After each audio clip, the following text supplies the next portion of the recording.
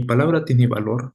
La ética nos indica que se debe hacer lo correcto, pero dice poco sobre los derechos. Es decir, si bien ámbitos están estrechamente relacionados entre sí, los derechos humanos han sido especialmente tomados en cuenta al momento de formar teorías morales. Bueno, al percibir tus derechos humanos son constantemente violados, generando así conflictos, afectando a otras personas y bueno, sin embargo, también ha implicado algunos aspectos en las diferencias entre personas, entre rasgos, género y además de la región. Y algunos rasgos más lamentables son los cuales impactan en el género, son a pesar, bueno, son las luchas, protestas que se han generado a lo largo de la historia, tanto así como la desigualdad del poder y una desigualdad en nuestros derechos humanos y la desigualdad en las luchas, en las escuelas y en las opiniones y sentimientos. A pesar de ello, pues no reconocen la protección ni tampoco la dignidad de todos los seres humanos. Bueno, en primer lugar, la influencia de la ética se manifiesta en los grupos sociales que nosotros mismos creamos y también en la moral que nosotros presentamos a las terceras personas. Un caso que podríamos explicar sería el caso de Ica, en donde se transversó el concepto de la ética por un bien propio, hasta llegar al punto de encarcelar a mujeres que se defendían de su propio agresor. La ética en el comportamiento del trabajo. Bueno, en este caso hablamos íntimamente de un ambiente laboral. Por algo nos relacionamos con normas corporativas. Es por ello que en el caso que le acabo de mencionar, se vio que los derechos de un violentador eh, priorizaron a los derechos de una víctima. Es decir, que no hubo ningún tipo de justicia. En el desempeño social, tiene que ver con el modo de vida que nosotros mismos adoptamos y también basado en los valores morales que nosotros tenemos y dar a conocer a las terceras personas y eso. Ahora le doy pase a mi compañera. Muchas gracias. Continuando con el trabajo de los compañeros, el segundo punto es la felicidad. Según Aristóteles, la felicidad es una actividad de acuerdo a la razón y, mejor aún, es la autorrealización misma del sujeto, que actuando bien se hace a sí misma excelente y con ello feliz. Por ende, podemos decir que los pobladores de Ica son personas infelices, ya que las personas que los dirigen, como los fiscales y los policías, actúan de manera incorrecta al hacer abuso de su poder que les otorga la ley para beneficio propio. También los otros problemas que la región de Ica tiene son la violencia familiar, feminicidio y tentativa de femicidios.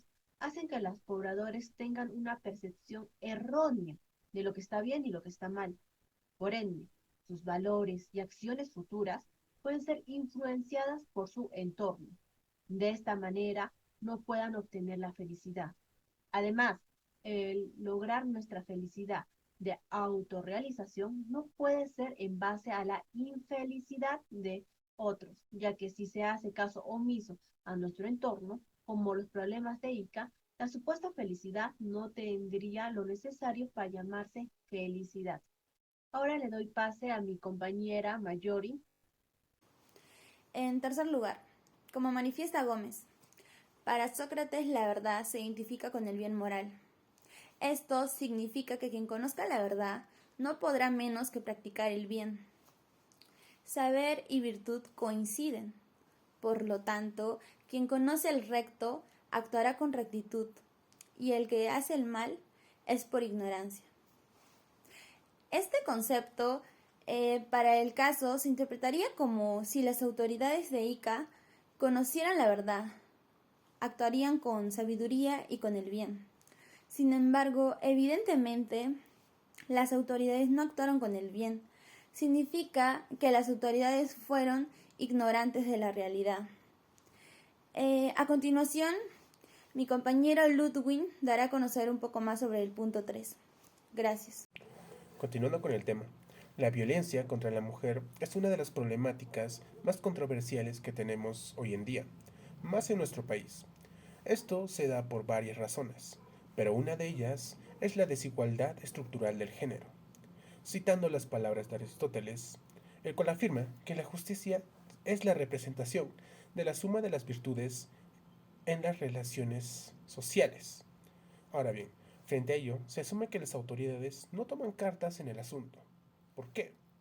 Porque muchos de estos agresores tienen amigos en la fiscalía o en el Estado, lo cual hace que las investigaciones, los problemas desaparezcan, ¿no?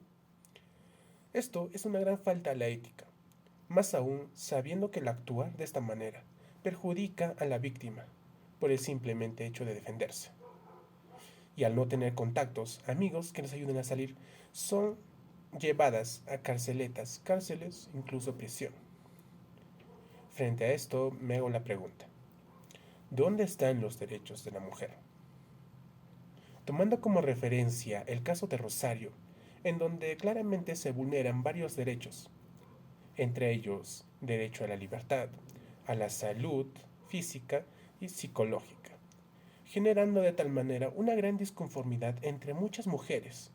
¿Por qué? Porque se sienten desprotegidas y si se defienden de algún hecho discriminatorio, agresivo, sienten que sus derechos no valen nada. Le cedo la palabra a mi compañera Natalie.